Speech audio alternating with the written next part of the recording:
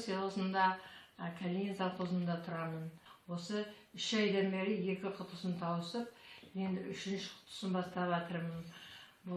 Осы ламифаринді ішкелі өзі жақсы сезінемін.